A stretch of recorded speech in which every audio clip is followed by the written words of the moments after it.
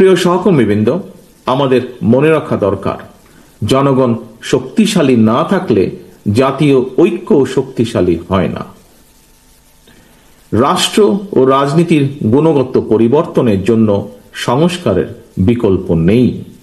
তবে একই সঙ্গে এটিও মনে রাখা জরুরি, কেউ স্বৈরাচার কিংবা ফ্যাসিস্ট হতে চাইলে তার কাছে সংবিধান কিংবা প্রবিধান বাধা হয়ে দাঁড়াতে পারে না বা দাঁড়ায় না।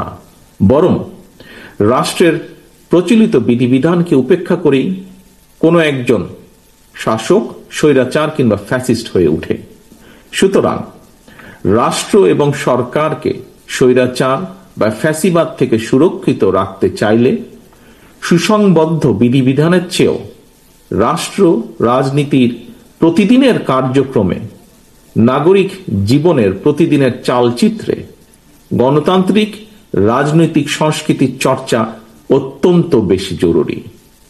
প্রতিদিনের কার্যক্রমে গণতান্ত্রিক চর্চার মাধ্যমেই রাষ্ট্র সমাজ থেকে ফ্যাসিবাদের উপাদান দূরীভূত করা সম্ভব, দূরীভূত হয়ে থাকে। প্রিয় দেশবাসী, বর্তমান অন্তর্বর্তীকালীন সরকার কি করতে চাইছে? রাষ্ট্র মেরামতের জন্য অন্তর্বর্তীকালীন সরকারের আর কত মাস কিংবা কত সময় প্রয়োজন, সেটি জানার অধিকার জনগণের রয়েছে। সরকার জনগণের সামনে তাদের আগামী দিনের কর্ম পরিকল্পনার রোডম্যাপ ঘোষণা করলে এটি একদিকে জনগণের কাছে সরকারের স্বচ্ছতা এবং জবাবদিহিতাকেই নিশ্চিত করবে, অপরদিকে প্রশাসনিক কার্যক্রমেও গতিশীলতা বাড়বে।